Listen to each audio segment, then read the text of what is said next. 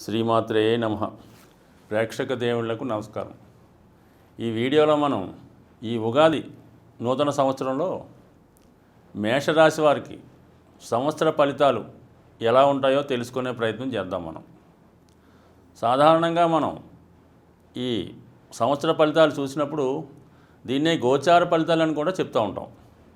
అయితే జాతకంలో ఉన్నటువంటి మనం పుట్టినప్పుడు జాతకంలో గ్రహాలు ఏ విధంగా ఉన్నాయి, ఏ ఏ రంగాల్లో మనకి అభివృద్ధిని కలగజేస్తాయి, ఏ ఏ రంగాలు మనకి రాణిస్తాయి అన్న విషయం అంతా కూడా మనం పుట్టినప్పుడు ఉన్నటువంటి జాతక చక్రం పైనే ఆధారపడి ఉంటాయి.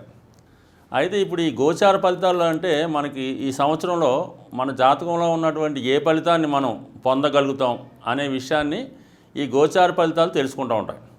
అంటే సాధారణంగా ఈ జాతకంలో లేని ఫలితం ఎప్పుడు కూడా గోచారం మనకి ఇవ్వదు. జాతకంలో ఏవైతే ఫలితాలు ఉన్నాయో అవి గోచారరీత్యా మనకి ఈ సంవత్సరం ఎంతవరకు వస్తాయి అన్న విషయాన్ని మనం తెలుసుకుంటాం. అంతవరకే మనం గమనించాలి. అంటే ప్రతిదీ కూడా ఈ గురువు మనకి ఏదో 11వ స్థానంలోకి వచ్చాడు, లేదంటే 5వ స్థానంలోకి వచ్చే సంతానాన్ని ఇస్తాడు, సప్తమంలో వచ్చినప్పుడు వివాహాన్ని ఇస్తాడు, వ్యయంలోకి వచ్చినప్పుడు విదేశయానాన్ని ఇస్తాడు అని భ్రమపడుతుంటాం. అయితే జాతకంలో ఆ యోగం మనకు ఉన్నప్పుడు మాత్రమే గురువు గోచారీత్యా ఆ భావాలకు వచ్చినప్పుడు మనకి ఆ ఫలితాన్ని ఇవ్వడం జరుగుతుంటుంది.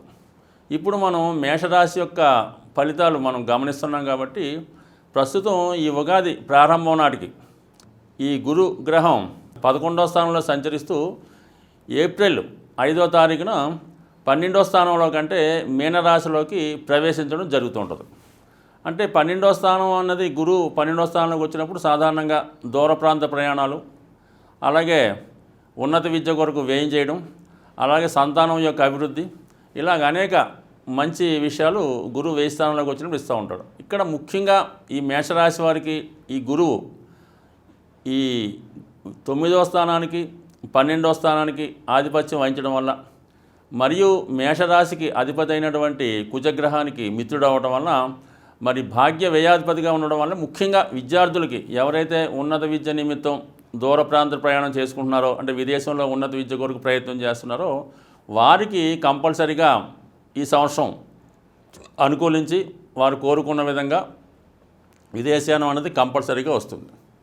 మరీ ముఖ్యంగా ఈ రాశిలో ఎవరైనా పెద్దవాళ్ళు ఉండి వారు సంతానానికి వివాహం చేయాలని ప్రయత్నం చేస్తూ ఉంటే, మరి 10వ స్థానంలో గురువు రావటం వల్ల ఏంటంటే సంతానానికి సంబంధించిన ఖర్చు ఉంటుంది కాబట్టి వివాహం చేయొచ్చు. అంటే పిల్లలకి వివాహం చేయడం వల్ల ఓ శుభకార్యాలు కూడా చేస్తూ ఉంటారు.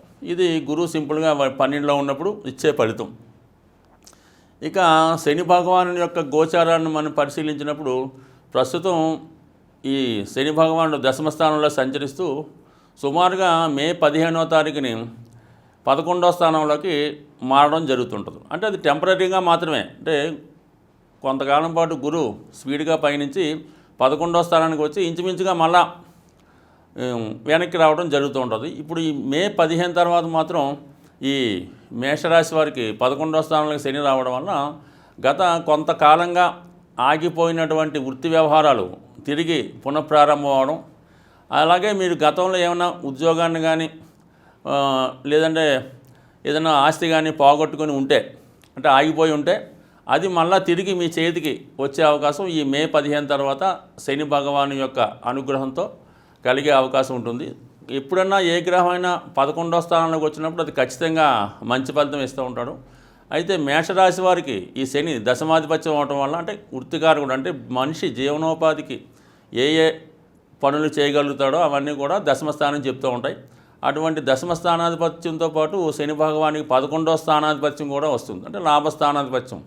ఈ 2 స్థానాల యొక్క ఫలితాన్ని కూడా మీకు ఈ మే 15 తర్వాత శని భగవానుడు ఇవ్వటం అన్నది ఖచ్చితంగా జరుగుతుంటుంది. మరి ముఖ్యంగా నిరుద్యోగులు ఎవరన్నా ఉంటే ఉద్యోగ ప్రయత్నాలు చేస్తుంటే వాళ్ళకి ఉద్యోగ అవకాశాలు లేదా ఉపాధి అవకాశాలు ఖచ్చితంగా లభిస్తాయి.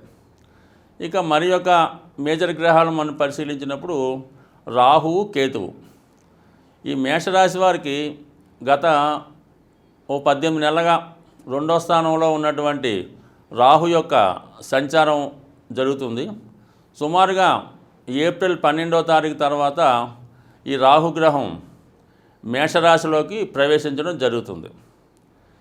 ఎప్పుడైతే రాహు మేషరాశిలోకి ప్రవేశించాడో ఈ మేషరాశి వారికి విపరీతమైనటువంటి కాన్ఫిడెన్స్ లెవెల్స్ పెరుగుతూ ఉంటాయి. ఎంత గొప్పవారినైనా ఎదుర్కొనే సామర్థ్యాన్ని సాధిస్తూ ఉంటారు. అంటే సాధారణంగా కుజుడే ధైర్యానికి కారకుడు. దానికి రాహు అనే ఇంకొక రాక్షస గ్రహం తోడైనప్పుడు వీరిలో ఉన్నటువంటి పవర్ కానీ, శక్తి కానీ, ధైర్యం కానీ విపరీతంగా పెరుగుతుంటుంది.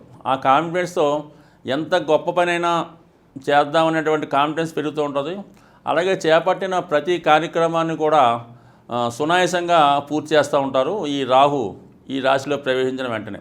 అయితే కొన్ని సందర్భాల్లో అది ఓవర్ కాన్ఫిడెన్స్గా జరగడం కానీ, దానివల్ల కూడా కొంత తొందరగా నిర్ణయాలు తీసుకోవడం వల్ల కానీ కొంత నష్టపోయే అవకాశం ఉంది. కాబట్టి సాధ్యమైనంత వరకు మనం ఒక పనిని చేపట్టినప్పుడు, లేదంటే ఒకరితో వ్యవహారం కానీ, డీలింగ్ కానీ, లేదంటే పార్ట్నర్షిప్ కానీ చేసినప్పుడు అది మనం ముందుగానే ఎంతవరకు మనం దీన్ని సాధించగలం, ఎంతవరకు మనం దీన్ని భరించగలం అన్న విషయాన్ని 1-2 సార్లు గమనించి ముందుకు వెళ్ళడం మంచిది. లేనిచో ఏదో విధంగా ఇబ్బంది కలిగే అవకాశం ఉంది. కాబట్టి కొద్దిగా స్టార్ట్ చేసే ముందే మంచిగా ఆలోచించి నిర్ణయం తీసుకోవడం మంచిది.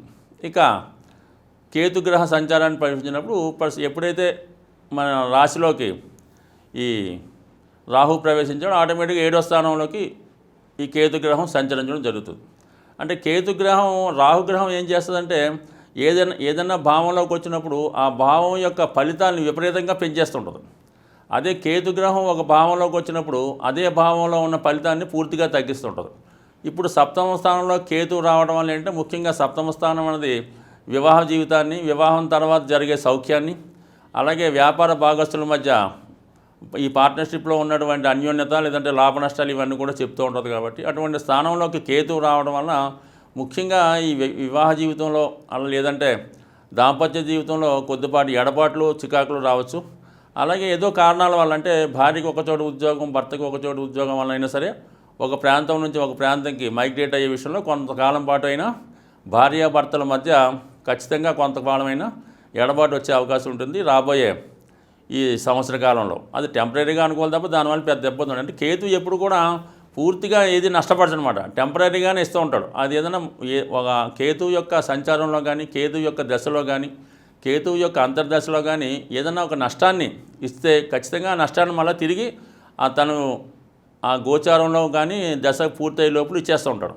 అలాగే ఏ ఫలితాన్ని తీసుకున్నా కూడా తిరిగి ఇవ్వటం, అలాగే ఇచ్చిన ఫలితాన్ని కూడా తీసుకుంటూ ఉంటాడు. టెంపరీగా కొంతమందికి అనుకోకుండా పదవి వస్తూ ఉంటుంది, మళ్ళీ కేతువు పూర్తి అయిపోగానే మళ్ళీ పదవి పోతుంటుంది. అందువల్ల ఏంటి ఎప్పుడు కూడా కేతువు పర్మనెంట్గా ప్రాబ్లమ్స్ ఇవ్వడం, టెంపరీ ప్రాబ్లమ్స్ మాత్రం ఇస్తూ ఉంటాడు. సో ఏదైనప్పుడు కూడా ఈ మేషరాశి వారు స్వయం కృషి మీద ఎక్కువగా ఆధారపడుతుంటారు. సాధ్యంత వరకు వాళ్ళు ఈ జ్యోతిష్యాన్ని కానీ, లేదంటే ఇతరుల యొక్క ఆలోచనలు కానీ వాళ్ళు ఎప్పుడు కూడా సాధ్యమైనంత నమ్మరు. వాళ్ళకి ఏది నచ్చితే అదే కరెక్ట్ అనుకుంటారు, ఏది చేద్దాం అనుకుంటే అది మాత్రమే చేస్తూ ఉంటారు. ఈ ప్రయాణంలో మరి ఈ సంవత్సరం వీళ్ళకి గ్రహాలు చాలా వరకు అనుకూలంగా ఉన్నాయి. కాబట్టి ముఖ్యంగా ఈ మేషరాశిలో ఇప్పుడు రాహు రాశిలోకి ప్రవేశించడం వల్ల ఈ మీడియా, సినిమా రంగంలో వారికి, పోలీస్ డిపార్ట్మెంట్లో వారికి, అలాగే సాహస వృత్తులు చేసిన వారికి, మరీ ముఖ్యంగా కంప్యూటర్ రంగంలో వారికి చాలా ఉన్నతంగా, అభివృద్ధికరంగా ఉంటుందని ఆశిస్తూ స్వస్తి.